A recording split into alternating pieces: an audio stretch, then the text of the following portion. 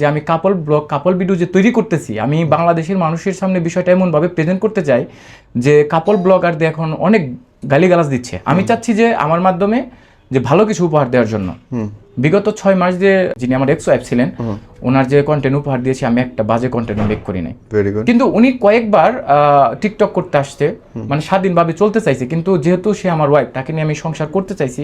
স্বাধীনভাবে মানে কি ওনার পোশাক আশাকে অসুবিধা নাকি? স্বাধীনভাবে বলতে আমি বলি বিয়ের ঠিক এটা হবে 35 দিনের মাথায় ওই ভিডিওটার শোটা আমার কাছে আছে। ও উড়নাটা এখান থেকে ফেলে দিয়ে ছড়িয়ে দিয়ে এটুকু আর কি মানে উন্মুক্ত করে দিয়েছে। তখন আমি ওকে লাথি দিতে গেছি, যেটা সত্যি কথা বললাম, যে এরকম কেন করলি, তো তুই তো আমার ওয়াইফ, আমি চাই না যে কেউ রুস্ট করুক এই বিষয় নিয়ে।